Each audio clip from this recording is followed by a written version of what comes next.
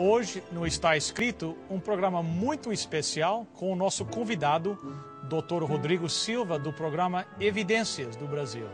Fique conosco, o Está Escrito começa agora.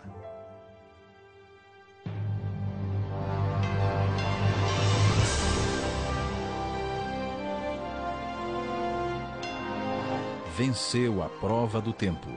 O livro de Deus, a Bíblia. Ainda relevante neste mundo complexo. Está Escrito Canadá, partilhando mensagens de esperança ao redor do mundo.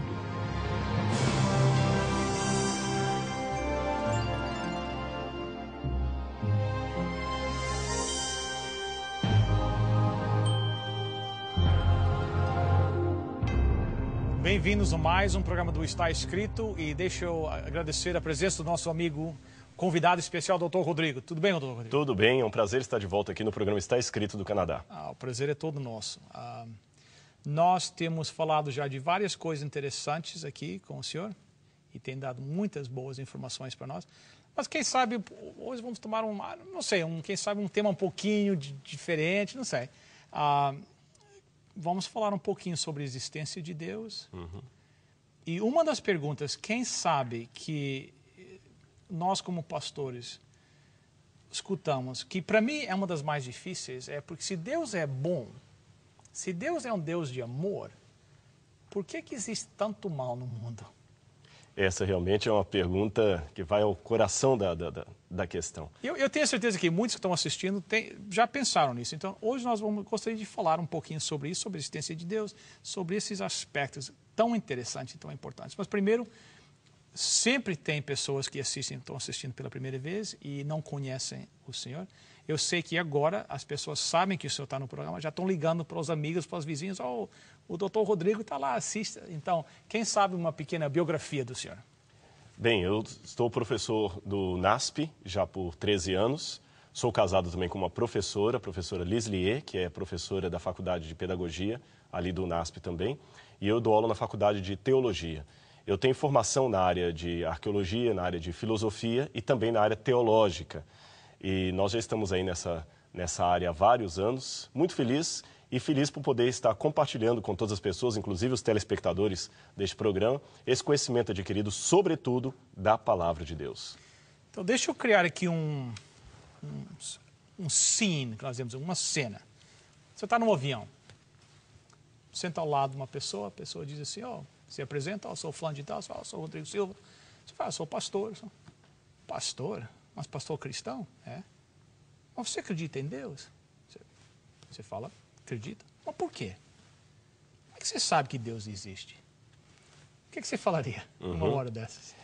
Bem, nós temos várias evidências para acreditar na existência de Deus. Vários. Depende do tempo também, da viagem de avião. Certo. Uma coisa que nós devemos, como cristãos, ter cuidado é de saber o que dizer, aonde dizer, como dizer. Boa tá observação. Certo?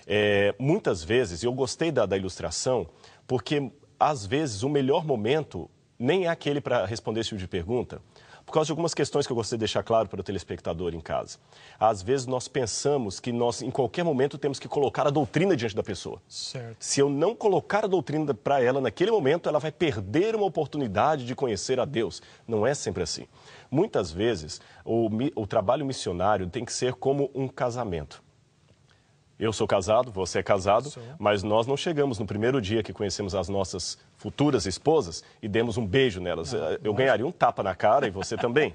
Primeiro tem um conhecimento da pessoa, depois do conhecimento uma amizade profunda, um namoro, um noivado, até um casamento onde você pode realmente resolver viver com aquela pessoa para sempre. Por que chega a esse estágio? Porque ela confia em você. Certo. As nossas esposas falaram, a gente pode confiar nesses aí para serem os nossos maridos. Sim. Mas isso demandou um caminho. Então, muitas vezes, a gente quer colocar a mensagem na pessoa sem ter primeiro uma credibilidade diante dela. Certo. Então fica como um beijo dado naquela pessoa que poderia eventualmente ser o seu cônjuge Certo. no futuro, mas no momento errado.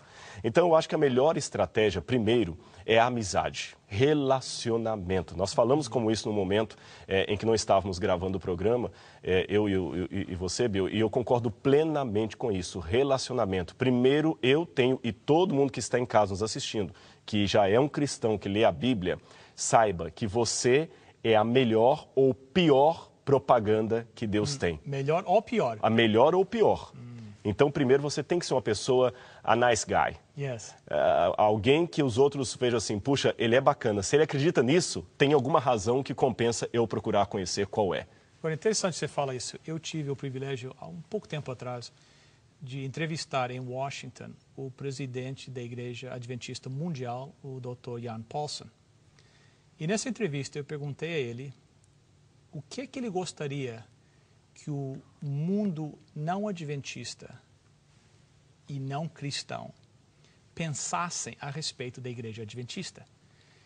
E ele olhou para mim e disse assim, eu gostaria que eles, quando um adventista se aproximasse de um não cristão ou um não adventista e dissesse, eu sou adventista, que essa pessoa pensasse, ele é um amigo. Uhum.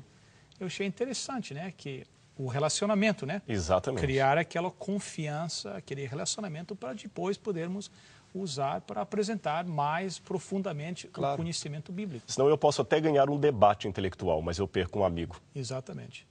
E o nosso objetivo como cristãos, que o chamado de Cristo, a comissão é para todos, né? Não é só para convencer as pessoas intelectualmente, né? Mas é preparar cidadãos que um dia vão ser habitar o reino de Deus, né? Isso me permite, Bill, eu me dirigi em casa àqueles que já são cristãos e falei que você pode ser a pior ou a melhor propaganda de Deus, depende do seu comportamento. A sua vida, repito, é a única Bíblia que muita gente está lendo fora das igrejas. Exato. A única coisa que muita gente conhece da Bíblia é como você trata a sua esposa, o seu esposo, os seus filhos, como você é no comércio. Isso tudo pode falar muito e fala. Por outro lado, há telespectadores também que ligaram esse programa porque alguém convidou e não conhecem a Bíblia. Então também tem um desafio para você. Num outro programa que nós estivemos juntos aqui, que aliás quem perdeu pode acessar através do site, eu fiz uma afirmação aqui polêmica. E eu espero que você esteja preparado para ouvi-la novamente. Esse livro que eu tenho em mãos aqui é o maior livro do mundo, tanto no sentido positivo como negativo. Por que eu digo isso? Se esse livro for mentiroso, se esse livro for falso, ele é o pior livro de todos os séculos. Esse programa não tem sentido de existir. Os patrocinadores não têm sentido de apoiar, é uma mentira. Esse livro, então, deveria ser combatido. Por outro lado, se esse livro for verdadeiro, como eu creio que é, eu devo seguir esse livro. Não há como ficar neutro em relação à Bíblia. Se ela é falsa, tem que ser combatida, porque é o pior livro de todas as épocas. Se ela é verdadeira, tem que ser seguida, porque é o maior livro que já existiu dentre os seres humanos. Então, eu coloco o desafio a você, pesquise a Bíblia, analise a história, peça a Deus uma chance. Se o Senhor existe mesmo, responda-me. Aí você vai tomar uma posição contra ou a favor, mas não existe neutralidade. Colocar-se neutro já é estar em oposição. E, sinceramente, tolo é aquele que se opõe a um Deus todo-poderoso. Doutor Rodrigo, o senhor tem 2 PhDs, um homem bem estudado. A maioria das pessoas, bem, não sei se a maioria, mas muitas pessoas com a mesma formação que o senhor, não acreditam em Deus. Por que o senhor acredita em Deus? Eu poderia passar todo o restante do programa aqui falando apenas de evidências racionais. E eu vou citar uma ou outra aqui até para responder a questão do problema do mal. Certo. Mas eu quero dar o principal motivo por que eu acredito em Deus. Ele transformou minha vida. Desculpe se eu estou indo para o lado sentimentalista, mas eu não posso deixar de mencionar isso. Isso aqui é uma parte da minha experiência que eu não li em livros.